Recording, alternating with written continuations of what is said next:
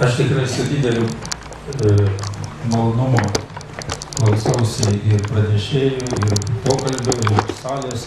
Matosi, kad šitas klausimas, dėl kurio mes čia susirinkom, yra ypatingai svarbus ir aktualus. Ir būtent šiuo metu Lietuvai.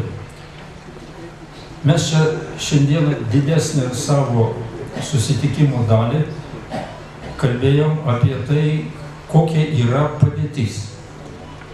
Bet aš siūlyčiau, kadangi jau baigėsi tas laikas mūsų susirinkimo, kad paruoštume mes dar vieną susitikimą ir išklausytume žmonę, ką reikia daryti. Mes šiandien fiksuojam tik tai faktinę padėtį, kokia jinai yra. Bet ką reikia daryti? Šiandieną iš tikrųjų labai man patiko, kada keliamas klausimas yra apie patriotizmo ugdymą. Čia reikalinga tikrai jau nuo vaiko gimimo dienos ir antras dalykas nuo vyriausybės irgi visų darbų, kokiais jie tik tai neužsiimtų. Žinoma, direktyvomis patriotizmo neišugdysi, bet dėmesys žmogui, dėmesys jo tėvynei, jo santykiui su tėvynė, tai turi būti šiandieną visur, ir mokykloje, ir šeimoje, ir gatvėse, ir kur tik tai nori. Tas viskas turi ore tvyro. Pas mus šito nėra. Ir tai yra viena iš pačių silpniausių mūsų pusių. Jeigu mes pasižiūrėtumėm į čečėnus, kaip jie kariauja, tai iš tikrųjų ten yra beviltiškas karas. Bet kaip jie yra atsidavę savo tėvynei, tai, žinot, tikrai pavydas.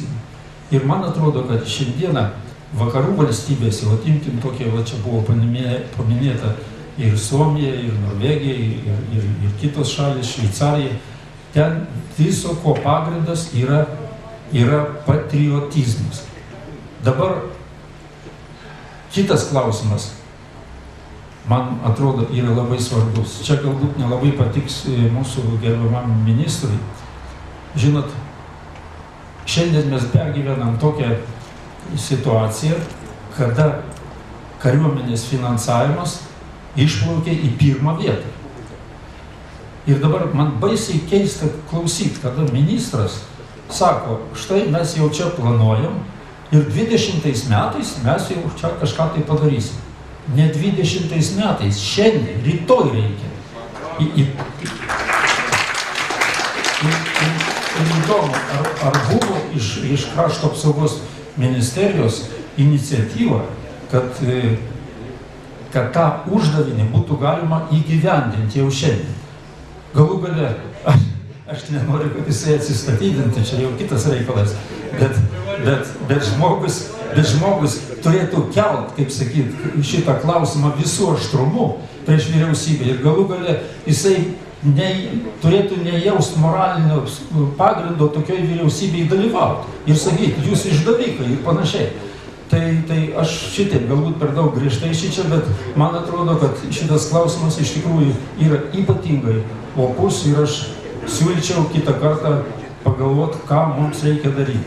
Aš tikiu, pavyzdžiui, kad jeigu būtų ir iniciatyvos žmonių tarpe, iš žmonių, kad žmonės gali įpaukoti savo, kaip sakyti, dalį uždarbio, jie esant jau baisiai artimam šitam pavojui.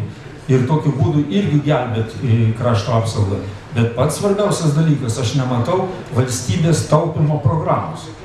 Pinigai švaistomi, pinigai, aš jau nekalbu apie korupciją, kokią daro žalą, bet švaistomi visiškai oficialiai. Nereikalingiam kažkokiam dalykam, galbūt jie reikalingi, bet jie gali palaukti. Ir tokiu būdu sukaupti, reiškia, šitos pinigus jau iš dabartinio šito biudžeto ir padėti mūsų kariuomeniai. Galų galia, kad mes galėtumėm nors viso pasaulio, kaip sakyti, ir NATO akivaizdai parodyti, kad mes iš tikrųjų savo gynybą rūpinamės. Šiuo metu dovanokit. Aš nematau, kad už šitos dovanokit, nenoriu sakyti ubagiškus pinigus, bet kas liečia, reiškia, kitų valstybių tarpe, tai Lietuva su savo 0,7 bendro vidaus produkto, tai iš tikrųjų, tai turbūt, kad pravalgo košę ir daugiau nieko jį negali padaryti. Ačiū už dėmesį.